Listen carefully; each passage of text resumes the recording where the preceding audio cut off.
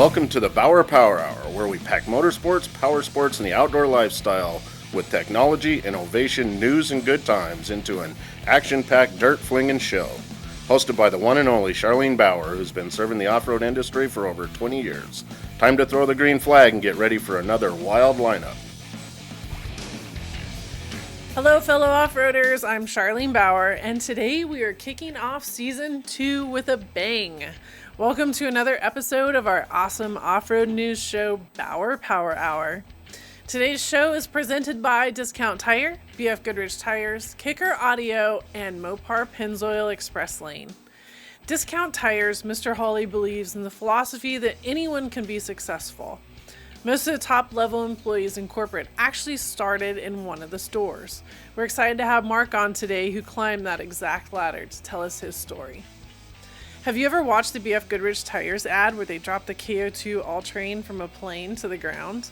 Well, if you're wondering, it was real. I have the inside scoop. Yes, I actually do know. And no, they did not have to replace the tire. Crazy to think, isn't it? If you don't know what in the world I'm talking about, I'll post the video on the show page on our website for you to check it out. It's truly an amazing commercial. Do you know where Kicker got its name?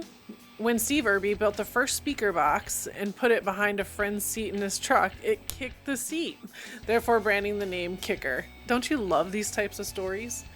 And I'm extremely excited to now welcome Pennzoil and Mopar as active partners with Bauer Power Hour. These two have been working together for years, and if you didn't already know, Pennzoil is the oil that comes in all Jeeps. I've learned a lot about both companies, and I'm very excited to tell you more about how these two pair together and benefit your vehicle. In fact, to start off the fun, be sure to head to pennzoil.com and check out their Bantam Festival video that's scrolling through the homepage. It's awesome, and that event, of course, was a ton of fun. This episode's guests are rock bouncer Timmie Cameron, Mark MacGuinness from Discount Tire, American Sand Association's Nicole Gilles, and of course 30-Pack Matt will join us with our weekly tech and tool time. But first, some breaking news. Arctic Cat announced that it has entered into an exclusive 5-year product development and marketing agreement with racer Robbie Gordon and his partner, aftermarket futurist Todd Romano, and their newly formed Speed RMG Partners LLC. The agreement reflects Arctic Cat's commitment to the high-performance off-road vehicle market and its Wildcat side-by-sides and accessory line. Gordon and Romano will provide research and development consulting on new technologies, and knowing both of them, I guarantee you there will be a lot out-of-the-box thinking and development. For those who don't recognize the name Todd Romano, he was the founder of Dragonfire Racing, who pioneered accessories for the side-by-side market. Here's some very exciting news. BF Goodrich Tires has sold more than 1 million all-terrain TA KO2 tires in North America after less than 8 months on the market. The company's most advanced light truck tire premiered in November of 2014 with 12 initial sizes and has expanded to 40 available sizes since then. A total of 61 sizes will be available to more than 20,000 authorized dealers after the line expansion is completed in the next coming months. You may not know this, but this all-terrain tire carries the 3-peak mountain snowflake symbol. Yes, you've heard me talk about these tires in the past, and it doesn't surprise me that the response has been so amazing. Congratulations to the whole team at BF Goodrich Tires. To see the tire, go to bfgoodrichtires.com. JKS Manufacturing recently released the JCal Programmer multifunction calibration tool designed to correct the electronic issues associated with the 2007-15 Jeep Wrangler and Wrangler Unlimited.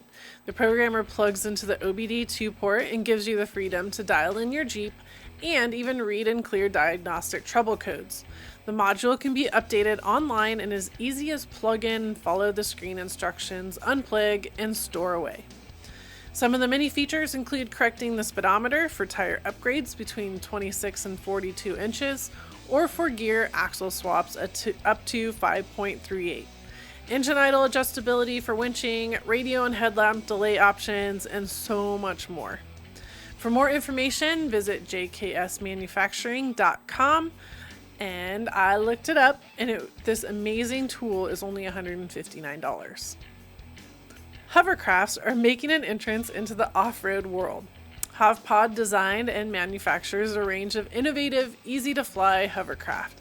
As an off-road vehicle, hovercraft handles any flat surface such as water, mud, sand, ice, snow, tarmac, etc., and can go from one surface to another at speeds of up to 40 miles per hour. Heck, who wouldn't want one of these things? Aren't they cool? Check out all their awesome designs on their website at hovercraft.org.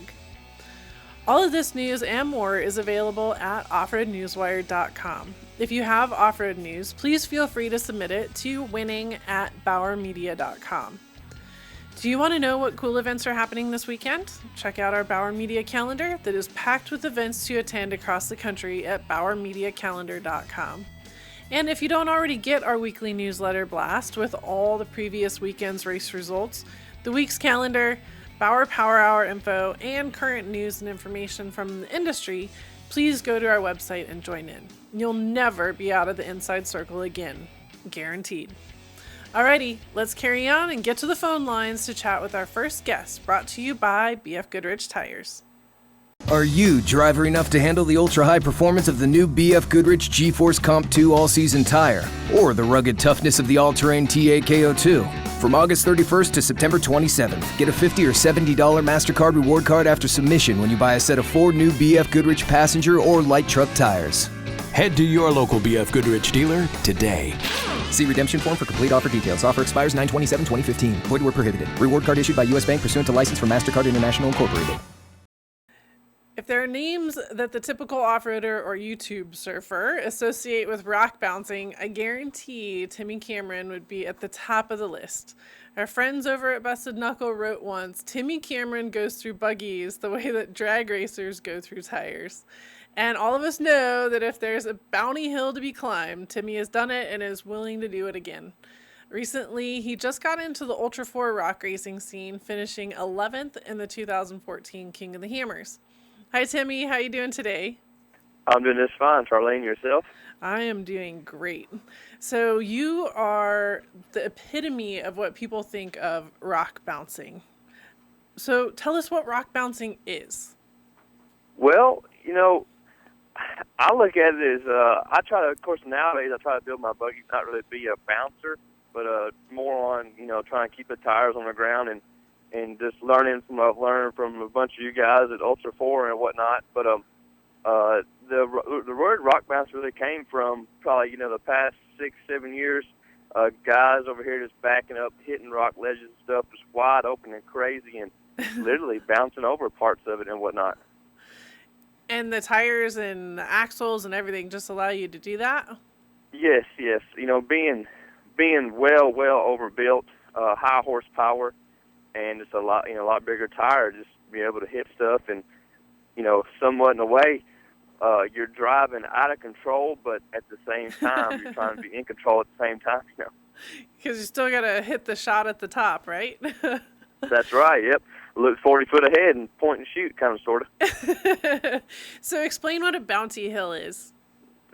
Well, a bounty hill is, say if a park has got a hill that is just crazy and most people would think unclimbable, they'll put a nice amount of money on it. For instance, there's a hill in Arkansas called Showtime Hill. I was the only one to climb it for a long time, and you know, it was $10,000 for it, and nice. We've got one coming up here pretty quick that's going to be for $25,000, and they'll put a big amount of money on it. They'll draw a big crowd. They'll draw a nice driver's list, and they'll set timers up, and everybody take their shot at it. It's either going to be the quickest one to do it, or it's going to be the only one person to do it. It's possible, you know. Or the only one. So what hill has been your most challenging one, and why? Well, most challenging, it's funny you asked that, because there's a hill in Windrock Off-Road Park. I actually named it Cameron Hill, but the video name would be like Tim Cameron Climbs Insane Hill at Windrock Park. But it's actually it's only been climbed twice. Now I'm gonna want to do it those 2 times, but it would probably be the most challenging. It's definitely the steepest and roughest thing I've ever conquered in my off-road I guess you would say, career. Wow. And where does the money come from these bounty hills? Is it just guys putting it up, or is this a business deal or an event Yeah, deal, or I know it started grassroots. Most of the time, the park they come up with the fund. The hill in Arkansas that I climbed, the Showtime Hill, this has been 3 or 4 years ago. It was actually raised through the crowd. It was pretty neat. We always were gonna just do it for fun, just to see who could do it for bragging rights.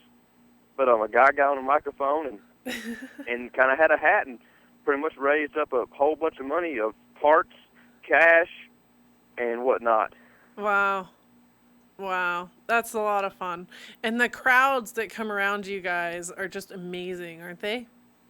Yeah, oh yeah, yes, ma'am. They're everyone's always so nice and polite, and of course I always try to be the same to everyone. Try to treat everyone as you would like to be treated. Yep. But there has to be some kind of a crazy fan interaction. Like, you have thousands of YouTube followers. You have all kinds of fans all over the place. What's that one crazy fan that you remember the most? Well, I've actually had a couple guys fly in from France to come to one of our events, just to meet me and hang out. And some of those guys, they want to ride. They want to do everything that I'm doing to be involved and kind of see the experience. And if as long as the hill's not too wild, too crazy, I've actually given some of those guys rides, and cool. They love it. And I hope they go back and be able to tell all their friends and whatnot they had a good time. Yeah, that's awesome. Okay, let's backtrack. Let's put it in reverse real fast. So what got you into building buggies? What got you in the off-road world? What got you in the dirt? How did you start into all this? Well, if we back way up, I'm 29 right now. When I was 13 years old, of course I've always kind of raced four-wheelers and done stuff like that, But when I was 13, a guy by the name of Joe Metlock, I used to go with him and a bunch of other guys I knew to Telco Plains. Over in Murphy, North Carolina. Mm-hmm. Of course, back then it wasn't no, hitting stuff 30, 40 mile an hour. It's, you eased up through there. You couldn't crawl a ledge. You may back up 2 or 3 foot and try to bump over it and whatnot. Mm-hmm. That's whenever I was kind of introduced to the deal. I guess you would say rock crawling or trail riding and whatnot with built Jeeps and built Broncos. Okay. And whenever I was 15, that's whenever I bought my first Jeep. It was all only thing Jeep on it was the frame and the body. It was all 1 ton, small block Chevy motor, 44-inch tire.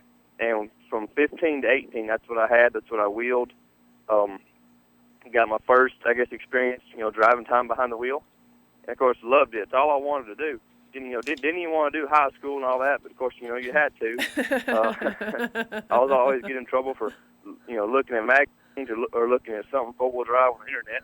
But and when I was 18, I met a guy by the name of Brian Cole. He owns Cole Rock Racing Factory. Mm-hmm. I met him in Hot Springs, Arkansas, and I was riding with him and his group, and we talked about. He said, "Timmie, let me build you a buggy." We worked out a deal and everything, and that's whenever we came up with my first full-blown tube chassis buggy / rock bouncer. And the name of that rig was Fat Girl. That's pretty much what started my whole ordeal of wildness and craziness and learning things and pretty much here we are now. And I didn't build my first full-blown project on my own, on myself, until the buggy I call Hellraiser. Uh-huh. Now, there was a couple before that, like Green Goblin or Showtime 1. Uh-huh. Those are 2 buggies that I bought a bare chassis and, no link tabs, no nothing. I just bought the bare chassis from Jimmy Smith, and then I, designed my own link geometry and shock mounts and figured out my up travels and drew travels and whatnot. Kind of went from there on that. So you went from a kid in high school, reading magazines, wanting to be part of it, just seeing this big scene, into somebody that let's just put you there. You're at the leader of building these amazing buggies.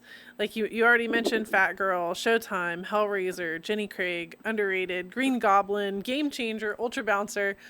I think I want to know first where all these names came from, but at the same time, you just said, okay, I can do this better. I can do this better. And you just keep turning them over, right?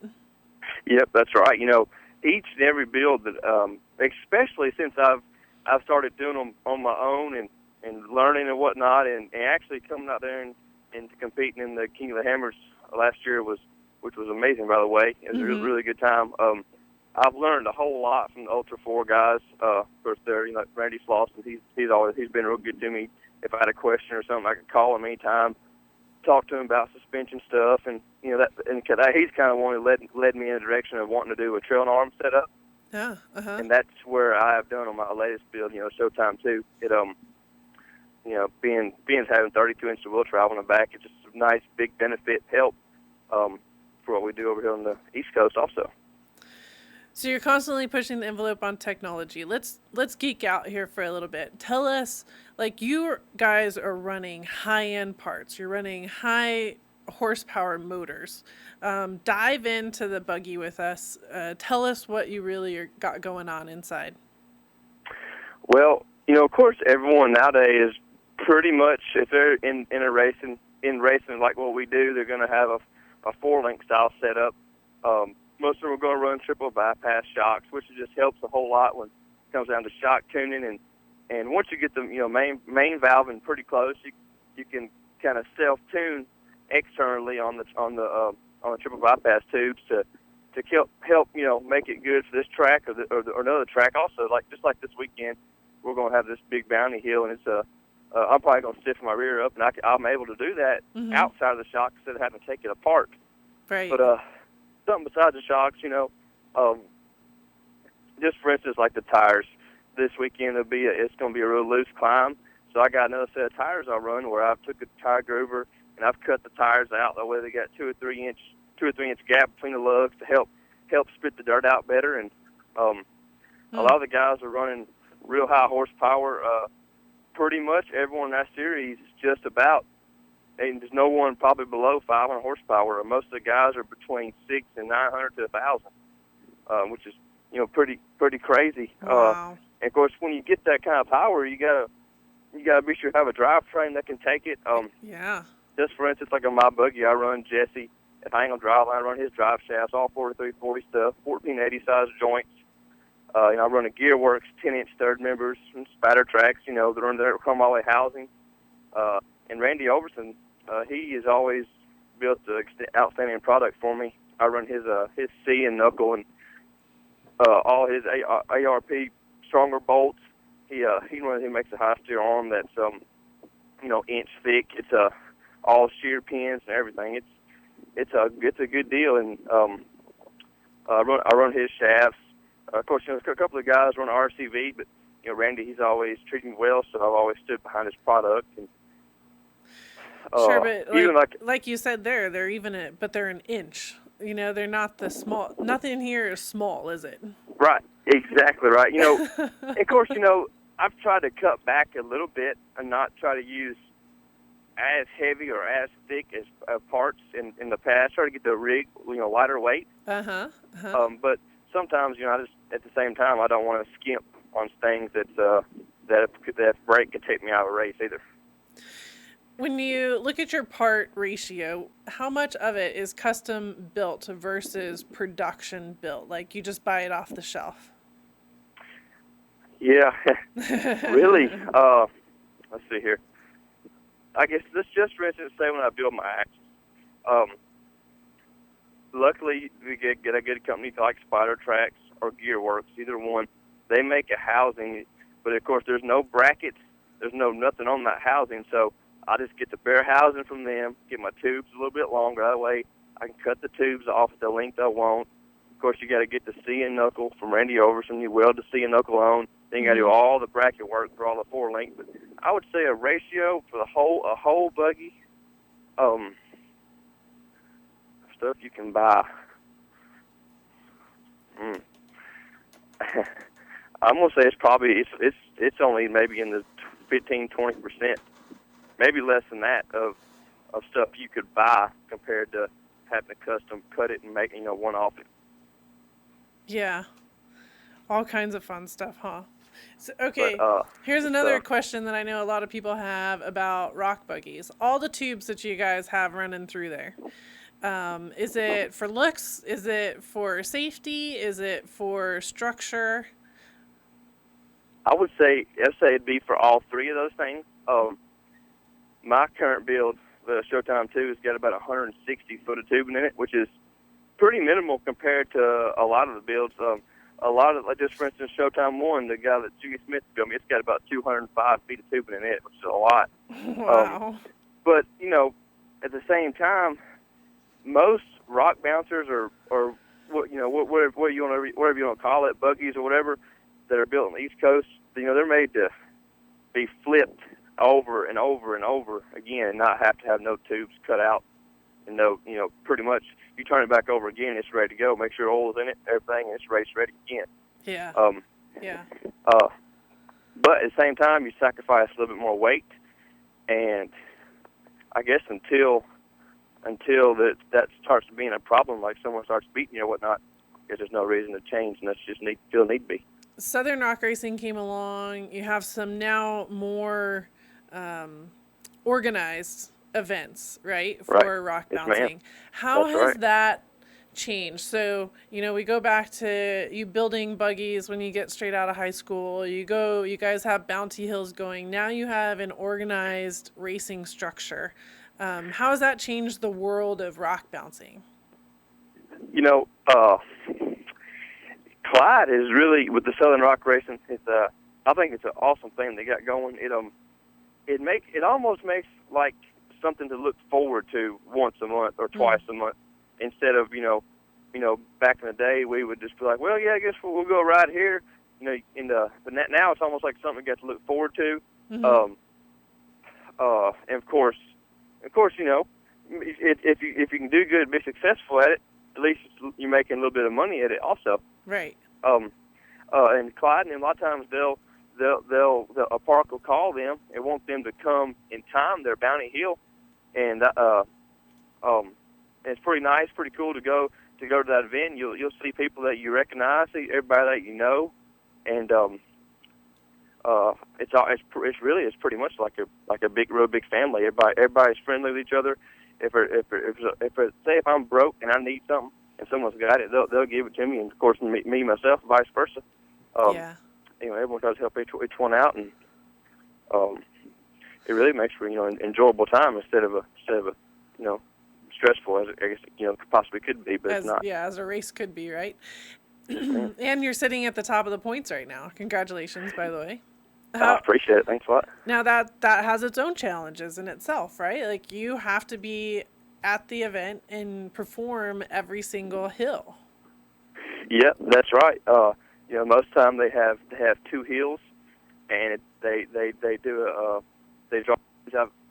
names out of a hat to see what the running order will be, and to do good on each hill, you need to fast, but at the same time you can't get too out of control, because I've lost one of the races this year, and it's because I tried to push myself too hard and end up clipping a tree, which maybe we had to back up, so it cost me some time, and but unfortunately I've only lost one race this year so far, so I guess that's a good thing. Yeah. Racing. You transition this year into King of the Hammers. We've already kind of talked about it a couple times. You were driving Randy Slauson's winning bomber car from before. And, let's say it. Everybody was kind of talking a little smack, saying, hey, these rock bouncer guys are going to come over here and try and do this desert racing, rock crawling stuff, and it's just not going to work. And you proved them wrong, man. You finished 11th. How awesome was that? Yeah, that was...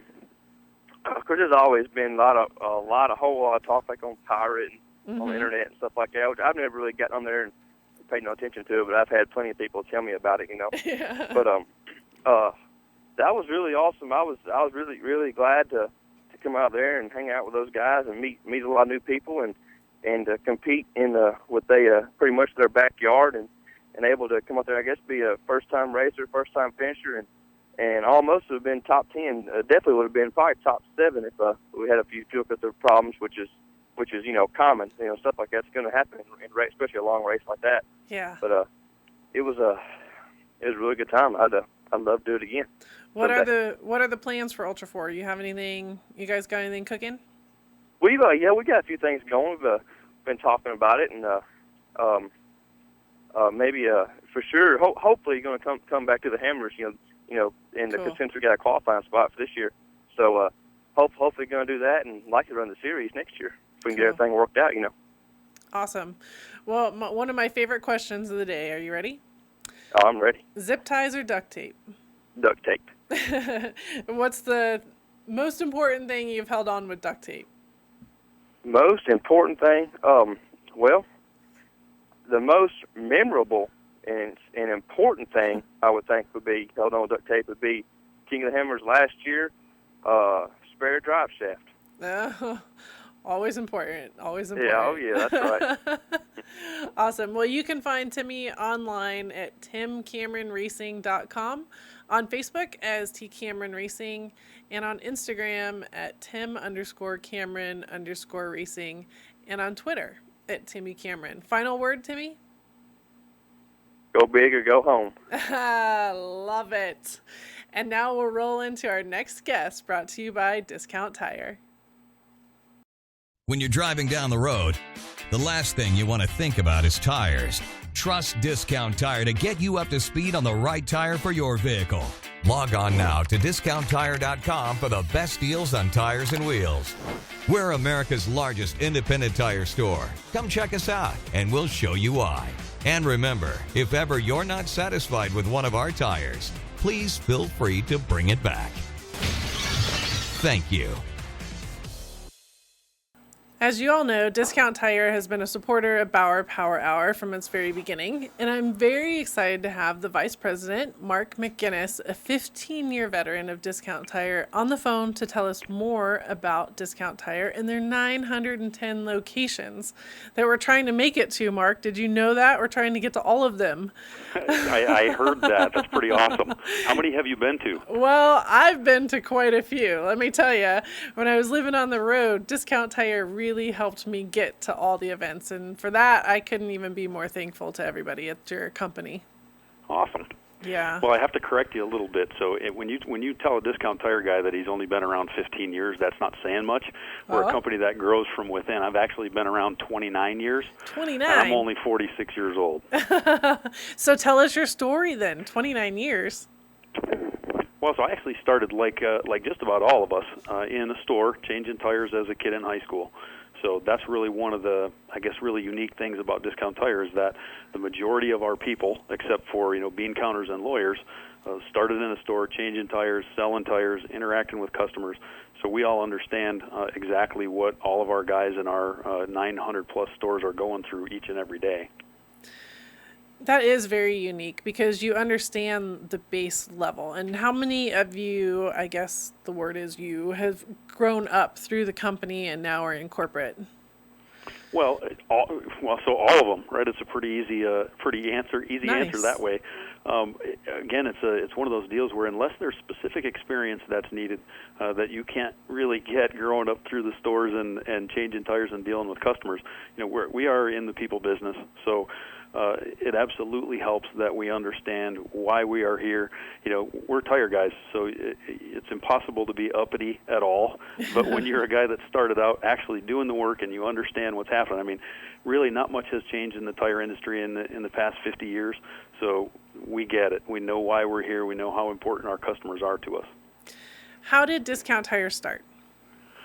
Well, so it's a pretty cool story. It's really simple. Our founder, our owner, who's still in control of the company, started the first store. There's a book out there called 6 Tires and No Plan. It actually is the story about how he started the company. And so 1960, he needed a job. He had a family to feed and had decided that he wanted to sell tires. So he actually started his first store without even an air compressor. He used to run across the street and air tires up at the gas station across the street and then run back to put them on a car. So the opportunity really back in those days is, in 1960 there weren't independent tire dealers. So when you needed a tire, you went to a factory, vendor like a Firestone or a Goodyear store, and that's where you bought tires.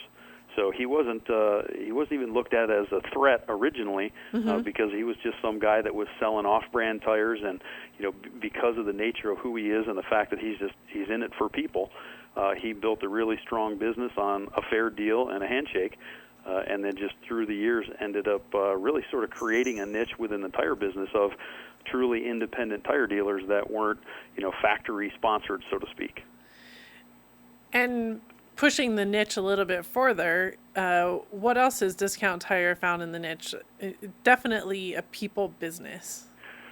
Well, so another thing that's really sort of unique about us is, we don't do under car, right? So we sell tires and wheels, and that's all we do. So we, because of that fact, we're able to really focus on just really one thing, even though it's two, but tires and wheels are close enough. We focus on one thing. We try to do it as best as we can. Our goal is to have a lot of choices so that customers we can meet their needs to the best of our ability on a regular basis, to be fast about it, right? Nobody wants to go into a tire store unless you're an enthusiast, right? Buying tires is not one of those things that everybody looks forward to doing. So we try to be really quick about it, and back to the integrity piece, we stand with our customers. I love your customer service at your stores. Point blank, period. Never had an issue. Always the highest standard. How do you guys pull that off? How do you do it? How do you train these guys? How is that going into play? Well, so it's interesting. You go back to having an owner that started the company with his own two hands. He is our number one cheerleader. He's the guy that's firmly in control of the company, but he's also the guy that, at this stage of his life, he could be doing anything that he wants to do, and he's out visiting his stores, and he's seeing his guys. And, so it's one of those things where we all kind of see him as the dad. So everybody wants to make him proud, and we really focus on the fact that, we look at it as a what would Mr. Holly do? Right? How would Mr. Holly treat this customer? How would he solve their problem? How would he approach them in the situation that they're in? So it really is it's an interesting thing, but most of us we kind of term ourselves as lost boys, right? That nobody when they're growing up goes, geez, you know what? I really want to grow up to be a tire guy. Right? Nobody says that. But so when you have somebody that has such high expectations and cares about people the way that he does, it's one of those things that you do it because you want to do it and because it feels great, right? I mean, you help somebody out, particularly when they're, for the most part, engaged in something that they're not really happy about doing. So if you can brighten somebody's day, or you're taking money that they don't want to spend, and if you can solve their problems in a great way and do it with a smile and do it in a way that they're surprised because they didn't expect to have that experience buying tires or essentially going through an automotive repair, then it feels really good. So we do it because we like it, not necessarily because we're made to do it. Love it. Definitely agree with all that.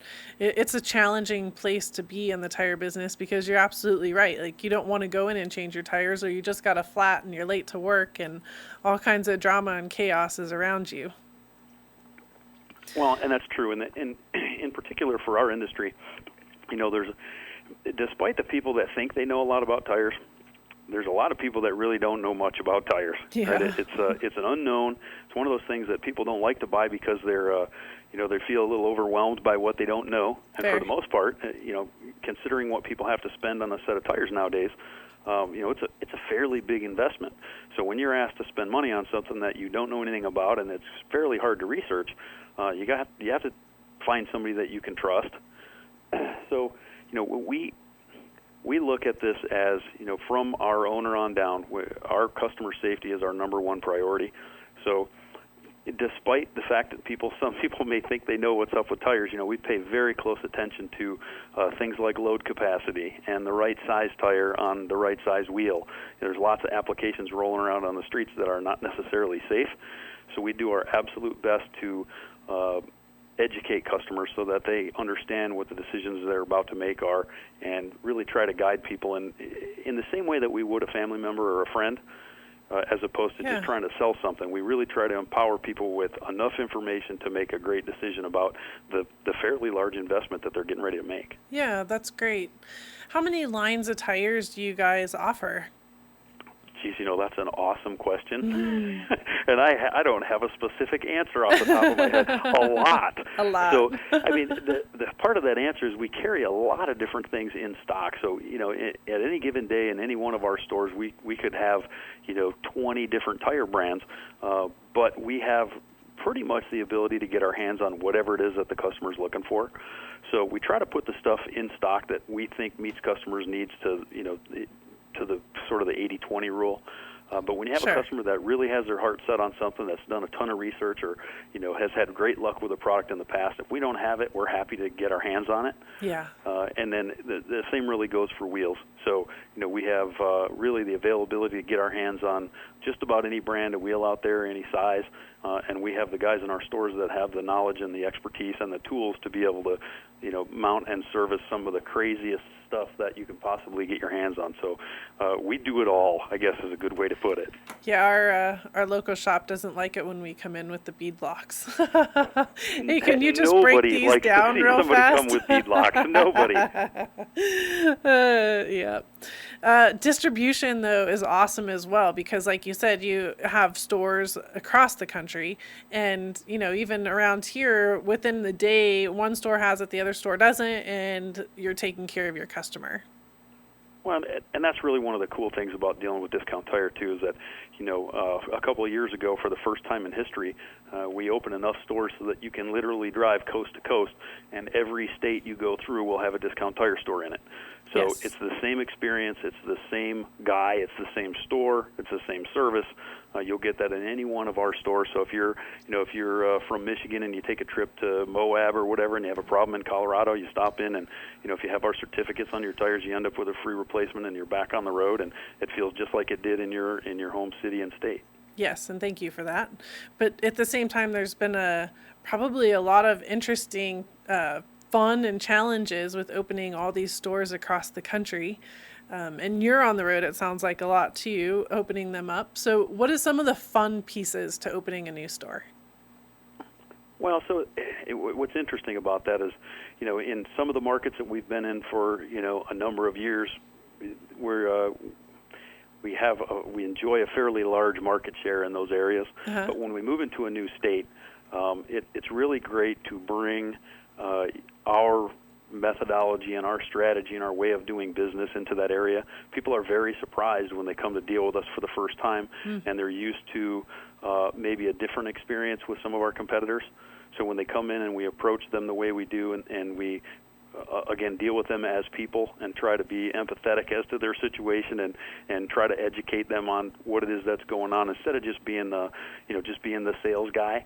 So it really is cool for us, again, to go into a new place and earn that business through, our tried and true methods of just being tire guys and just caring about people.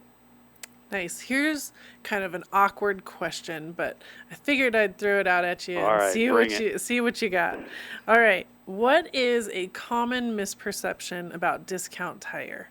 Like you hear somebody say something and you just kind of mumble to yourself, "Oh my gosh, if they only knew." That's a really tough question to answer because I think we do a pretty good job of showing people who we are. One of the interesting things, so I'll give you an idea. When I have new employees start and we're training them, one of the conversations that we have is that if you are ever anywhere, if you're on a plane, if you're in the grocery store, or you're wherever, and you hear a conversation about Discount Tire that is not favorable, right? Someone's telling you a story about an experience that they had that wasn't positive, that they had trouble or they didn't get taken care of, or that sort of thing. Yeah. That employee is required to have a conversation with that customer and follow up. So whether they're equipped to have the conversation or they get that customer's name and bring it to me, I'll personally call that customer and we will try to make it right. Oh. So it isn't a deal where we sit back and let customers not be happy. We are driven to make sure that everybody that interacts with us leaves with a smile on their face. Love it. Love it. You've been in the industry for a long time. What are some of the changes that you've seen happen in the industry as it's grown up, I guess is what we want to say. As we've grown up, as the number of tires have come to fruition, as the different treads and the different compounds and this and that is happening. How does that affect Discount Tire? How have you seen it affect the entire industry? Well, so I guess if you look back in the earlier days, you really didn't have too many choices, right? So if you were looking for a 37-inch, mud terrain tire, you sort of had, B.F. Goodrich and Goodyear to deal with. Mm-hmm. And, anymore, there are so many more players in the game. And I think an interesting point of that is, you look at the Goodyears and the BFGs, and, BFG specifically just having redone the KO, and, they're really being pushed to put out a better product when historically they were the king of the hill. Uh-huh. So the fact that you have all of these competitors out there and they're all driven and they're all pushing hard, and, they're competing, whether it's a series that they're running in, or it's Baja, or it's whatever it is that's going on, they are really pushing their product line, which in turn is pushing their competitors to build better stuff. So you look at the number of options that are out there, the number of companies that are building tires. You look at companies like Nitto that offer something that's very specific to different uses through a wide variety of different products. So I think this is a great time to be a consumer, not necessarily with just off-road tires, but even as a consumer for a passenger car, mm-hmm. a minivan, any of those kind of things. The technology and the innovation that are involved in today's tire manufacturing is light years ahead of where it was even 20 or 30 years ago. Yeah, there was so much safety built into it as well. Safety and it's not just about a mileage warranty and whether a tire is quiet or not, right? That you look at stopping distance, you look at every safety device that's integrated into a modern vehicle. Every single one of them depends on the tires. Yeah. So you go back to what customers don't know about tires. They know what they see, which is how much is it and what's the tread life supposed to be. Yeah. But when you start talking about things like compound and ride quality and handling characteristics and stopping distances, and you got companies like Michelin out there building tires that actually wet traction improves as the tire wears. Right. That sort of thing is just it's fantastic for the consumer. You get a lot more for your money than you ever did. Yeah. When you guys go and put ads out for employees, who are you looking for? How do you find your guys? How do you train them? Well, so this is one of those things that when it comes down to the skills required to to help a customer make a great choice about the tires they're going to buy, we can teach all that. Right? It really starts out, and I've had our owner, Bruce Holly, tell me on more than one occasion that attitude is everything. Right? So we are truly looking for people that really get a kick out of dealing with other people. Yeah. Right. If you're a super introverted person that doesn't deal well with others and isn't made happy by the presence of other people and helping them out, you're going to struggle at Discount Tire. Yeah. So the technical abilities, all that stuff can be taught. So we first look for a great attitude, and then we look for people that really want to help other people succeed, whether it's customers or other employees. And that's a hard thing to find, let me tell you. Yeah. Yeah. Yeah, definitely understand that too. Employees is probably one of the biggest challenges. Would you agree? Oh, yeah, bar none. I mean, so we could go build stores left and right, but the hardest thing to do is to staff those stores with true Discount Tire guys, because that being our number one competitive advantage. If we just filled the store with just anybody, the building may say Discount Tire, but the experience you're going to have inside of it wouldn't be so much. Yeah. So outside the building, let's go to the dirt. You guys do a lot of fun programs. You go on to a lot of fun trips, including to Moab and such. And you were even a main player in the very famous Rescue 1 build as well, right? As a matter of fact, I was. I heard you had a saw in your hand at one point. There may be a video somewhere where I was allowed to. It's funny, they only let me cut the original bed off the thing. No, I didn't get to do anything else. You're only allowed to do the demo work. Yeah, exactly.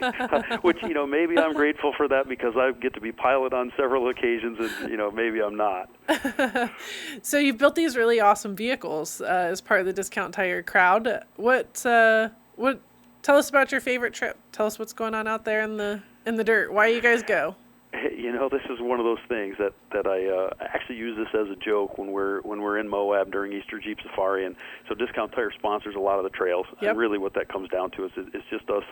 We're paying the fees, the BLM fees, for the group to be able to go out on the trail for that day.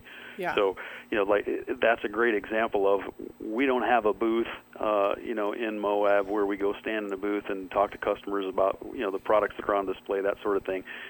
We bring in, on average, about 25 or 30 guys that go out on the trails with customers, use the products that we sell. Yep. We are the first ones there. If somebody needs some help, they need, a deflator, or they need some air, or they need a candy bar or a sandwich, or, any of that kind of thing. It is a pleasure for us to be out there because we're enthusiasts anyway. Yeah. So, if you're an off-road person and you get to get paid and call it work to be out with customers on trails in places like, Moab or Tierra del Sol in Southern California, or, Colorado at All for Fun, or, any of the number of grassroots events that we attend. Again, we're people. So to be around other people doing the thing that we love, like we would on our own time on the weekend anyway, and get paid for it, is beyond amazing. It's an incredible job to have to do, let me tell you. And at the same time, we are working, right? We're testing tires and we're looking into the differences between them and all that kind of fancy stuff, right? Wink, wink. Well, and so, it's wink, wink, but so here's the cool thing, right? So we don't all get free tires, right? We're consumers of our products just like our customers are. Agreed. So I think one of the things that really makes us somewhat unique is that of the 18,000 employees in Discount Tire, there's a really high percentage of us that are off-roaders, in our own right. So when I spend my own money on a particular product and I take it out and use it on the trail, and it either works or it doesn't work the way I want it to, that gives me the ability to convey that knowledge to the customer in a way that I'm not being a salesman. I'm sharing my experience to say, hey, this is the money that I spent, like you're getting ready to, and here's the result that I had. Yes. So it gives us confidence because we have personal experience with the product instead of, hey, I sat at a desk and took an online training course about this new tire, and this is what I learned. Right. So I really think being enthusiasts that use the products that we sell gives us an advantage when it comes to helping customers make good decisions. Awesome. Well, I sincerely appreciate everything that Discount Tire has done for me and keeping me on the road when Bauer Media was starting up. That was a major, major piece to my business startup. So I know I said it at the beginning, but I appreciate it again as well. Most fun question, though, and I have to ask you this because it really is fun. All right. Zip ties or duct tape? Zip ties or duct. Okay, so I want to answer this question in a way that you'll probably be surprised by, but I'm going to say duct tape. Okay. And so the reason is that any guy that's ever worked in a Discount Tire store at some point split his pants. And duct tape has been used on many occasions to fix those pants so that you could finish the workday without, larger than normal ventilation, we'll say. So absolutely duct tape. Absolutely love it. Well, you can find out more about Discount Tire online at discounttire.com. On Facebook under Discount Tire, on Instagram at discount_tire, on Twitter at Discount Tire, on Pinterest as tires.com, and on Google Plus as Discount Tire. Final word? Thanks, Charlene. It's been great being with you today, and best of luck. We hope to see everybody out there on the trails. Yes, awesome. Well, thank you so much for joining us today, Mark. And now we will join Nicole Gilles from American Sand Association for a few words about our land fight, brought to you by I'm Not Just a Girl. Hi, I'm Charlene, and after going to lots of events, I found something missing. Cute girl shirts that actually fit. I said, we can fix that, and now I design a new shirt every other month for the tough girl that wants to tell the world, I'm not just a girl. Available in extra small to 4XL, you can choose between high-quality tanks, tees, or sweatshirts, and we have a whole line of jewelry and gifts as well. Visit I'mNotJustAGirl.com to see all the designs and size charts. Available direct through Etsy, Open Sky, and Amazon, or at multiple events across the country. Nicole Gilles is the executive director of the American Sand Association. She is a longtime resident of the Imperial Valley, where the infamous Glamis sand dunes are located. Thank you so much for joining us today, Nicole. Thank you for having me. Happy to be here. Yay, yes. Well, you've been part of the process of having 40,000 acres of Glamis reopen, and let's just say it, this is a historical feat in the world of land use. Tell us all about it. Tell us more. It was unprecedented. I mean, there's always lands getting closed and never reopened. Right. So it was a culmination of a lot of people, a lot of work, and over $1 million worth of money to try to get that area reopened. Holy guacamole. I know, right? And so once it was reopened, then, of course, the Center for Biological Diversity filed a suit to go ahead and get it closed again. So, yeah, it's like a never-ending battle, but some of the areas out there now are just so awesome. And so if people get the opportunity to go out there and ride, we highly recommend it. I mean, it's like virgin sand that hasn't been ridden on for, 10 years now? So we were just so pleased. And like I said, it was a group effort. There were so many people that came together to help in this process. So we are just over the moon with excitement about it, and it's finally wonderful to see all the hard work that has been put in to get this taken care of actually come to fruition. It's just like, hallelujah. I mean, everyone was so excited. And the neat part was the amount of people that came out to help remove the stakes that were put up to indicate where the closed areas were. And believe it or not, it was done during the summertime, and we still had hundreds of people come out and help us out. It was amazing. Wow. So 10 years of fighting this closure. And again, I just want to keep telling people the never give up attitude for something that you believe in, right, actually pays off. Well, yeah, absolutely. And it's just like, I don't want people to become complacent, because I think oftentimes people take their riding areas for granted, and it's just like they're always going to be there, and that may not necessarily be the case. There's several areas that people used to ride in that have been either closed completely, or a considerable amount of the riding area has been, shortened or made smaller. And so, like Kelso Dunes used to be an area that people would recreate at, and it's no longer available for recreation. And I know they're doing the same thing up in Oregon. So they have lost a considerable amount of their riding area up there as well. And so just because we got the 40,000 acres reopened doesn't mean that the Center for Biological Diversity and some of these other extreme environmental groups that are completely against off-road recreation won't keep trying to get it closed. And you said, they already have, right? They've already put another lawsuit back out on that exact piece of property?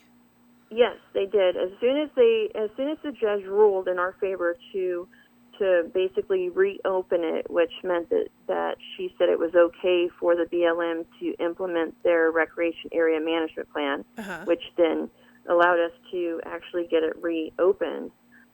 They went ahead and filed a lawsuit as soon as that happened. And so right now it still sits in the Ninth Circuit Court of Appeals, and we're awaiting a decision by the judge to see if this will hold up. And we are obviously keeping our fingers crossed, and I think that we have submitted a very, very strong case.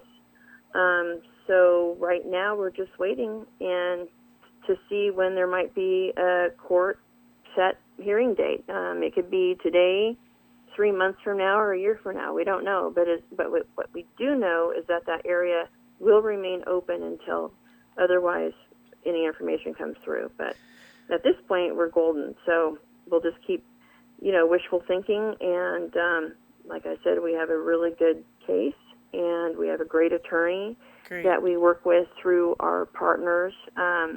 We work with a group that's called Ecologic Partners, and it's a partnership that consists of the Off-Road Business Association, American Motorcyclist Association, District 37, and American Sand Association.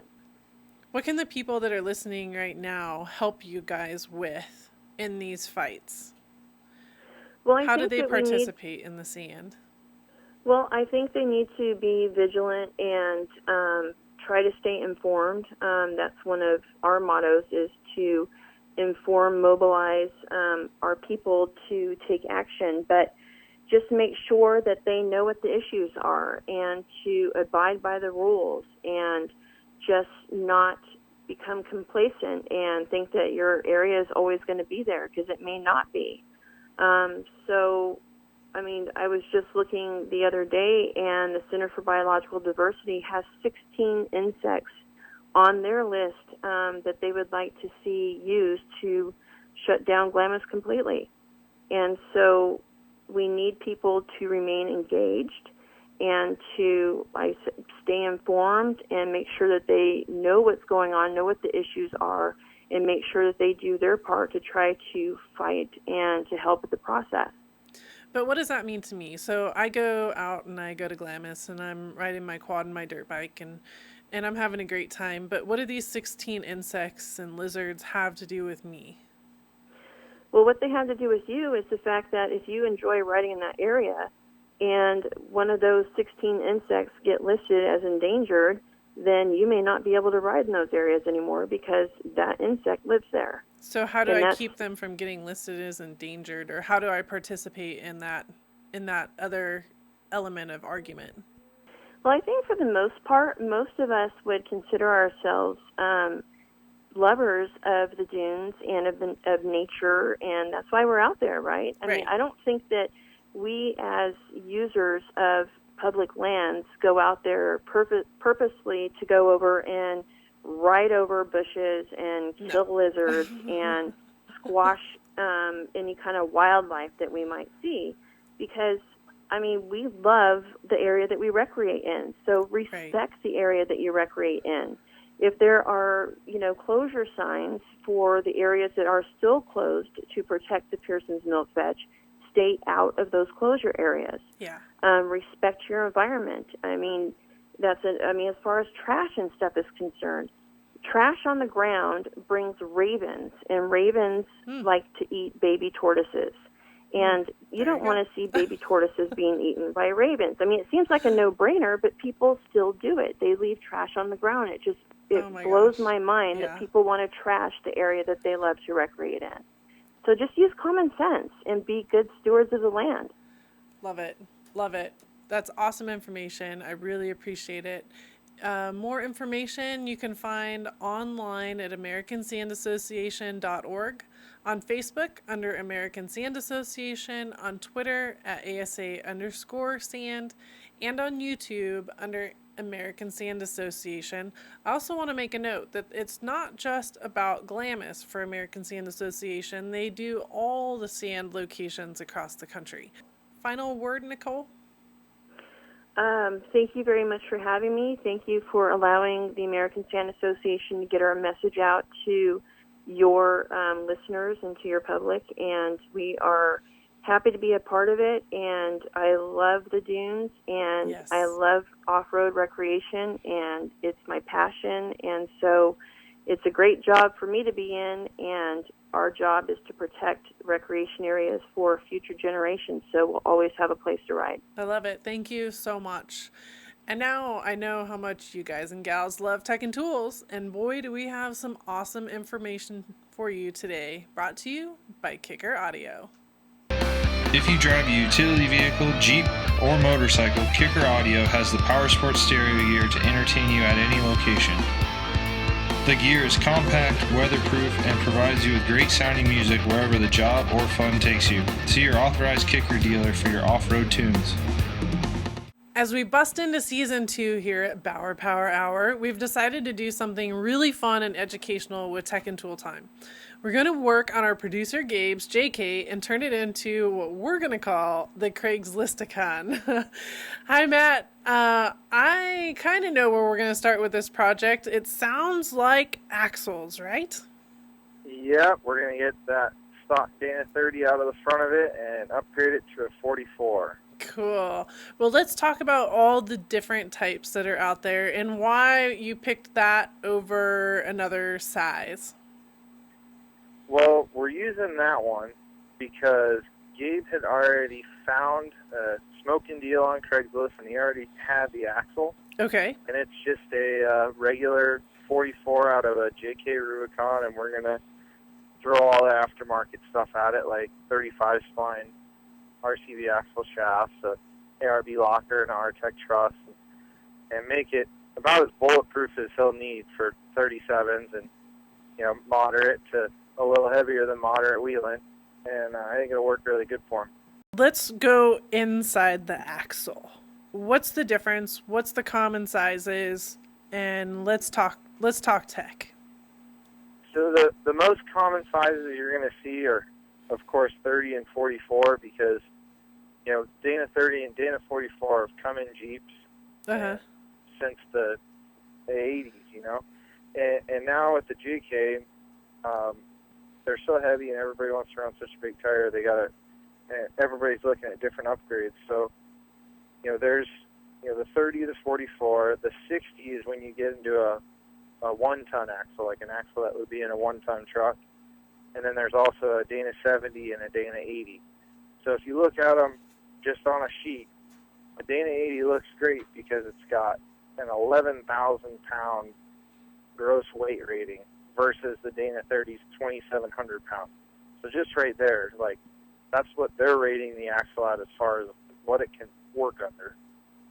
And also, when you start looking at the ring gear diameters, where a Dana 30 has a 7 1/8 ring gear, so it's the part that transfers all the power is only 7 1/8 inches around. And, you get to a 44, it's a little bigger, it's about 8.5 or just under 9 inches with a JK Dana 44. And then when you get to 1 ton, it's 9 3/4 for the 60, 10.5 for the 70, and 11 1/4 for the 80. So that just the parts you're transferring power with are so much bigger. That's where a lot of the strength comes from. Pinions also get bigger too, and the pinion is what connects your drive shaft, and it actually turns the ring gear, which transfers all the rotational force to your axle. And as the ring gear gets bigger, the pinion also gets bigger in a couple ways, because the shaft diameter gets bigger, but also the bearings get bigger, and also the bearing separation, so the distance between the two bearings gets bigger, and it's just like having a bigger lever. And the farther you put them apart, the stronger they're going to be, because they won't want to deflect under load. And when you start getting into the bigger axles, a Dana 30 has a 27 spline axle factory, and you can upgrade it to a 30 spline, where a Dana 44 comes with a 30 or a 32 spline, and you can upgrade it all the way to 35. And then when you get into the 1-ton axle, you can go to a 40 spline, but you'll need to get to a Dana 70 model to get a 40 spline ARB, because pretty sure the Dana 60 is only offering a spool on a 40 spline. So if you really want to go all out, I think the 70 is about as big as you can go. So let's go big, right? 70, what size tire would we put on that? What kind of vehicle runs that? That would be a 40 or a 42-inch tire on a 4-door JK with all the bells and whistles, weighing 6,000 pounds, big old heavy thing, or even a buggy that would, you want to run a V8 and 40s and you don't want to break it, or even 42s. And to get reliability, you need size. Everything has a limit, and the bigger the size, the farther away the limit is. Sure. So for our typical JK owner, typical Jeep owner that's out there right now, he's going wheeling on the weekends. He's having a great time. He probably has the Dana 30 because that's what it came with, right? A typical upgrade, you're still suggesting the Dana 44 is just fine, or work it up to the 60? Well, a lot of guys, there's a lot of Dana 30s out there, and they work really well. You know, as long as you remember it's a Dana 30 and you don't try and drive it like you stole it. You know, stick to 35-inch tires. Try not to go anything bigger. It's just you're putting so much stress on. You know, it takes that much more force for the tire to get out of a hole. You know, rolling up and over something, yeah, it's easier to have a bigger tire, but when that tire gets wedged in, it takes a lot of force to roll it out of it. Mm-hmm. You know, Dana 30 is not really up to the challenge. So, I guess on one hand, to throw some aftermarket parts at a Dana 30 and stick to 35s, you'll be great. You know, just don't drive it like you stole it. A good upgrade would be a 44, but you know, in the end, it's you got to look at it at the final price, and you might be able to go to a 60 for the same thing. And it all depends on what your end goal is. Sure. What kind of maintenance do we need to do on this particular part in our Jeep? With anything, any vehicle out there on the road, when you modify it, it starts putting a lot of load on the steering and suspension components, like ball joints, tie rod ends, drag link ends, even the suspension links. You know, with the track bar, because the vehicle's higher, there's more load on it trying to wear those joints out. So as far as maintenance, you just need to jack it up, check everything, and make sure nothing's starting to work loose. Awesome. Well, thank you very much. And for those listening, be sure to head over to our website to see the photos and videos of what Matt was just talking about. I'm really looking forward to watching this project come to life. Well, that wraps up the first episode of Bauer Power Hour Season 2. I hope you enjoyed all the great information from all of our guests today. Be sure to check our website for guests that maybe you've missed from Season 1. They all have such a great story. Like and follow our pages on Facebook, Twitter, and Instagram for more exciting Bauer Power Hour updates and behind the scenes. If you'd like to be on our show, know somebody who should be, or just want to chat, please visit BauerPowerHour.com and click on Let's Chat to contact us with your ideas. You talk, we listen. Well, I've got to get back to work, guys, and until next time, have a great week in the dirt. Want to learn more about the guests on today's show? Visit www.BauerPowerHour.com for more information, photos, and videos. Follow us on Facebook, Instagram, and Twitter by searching for Bauer Power Hour Show for daily breaking news updates.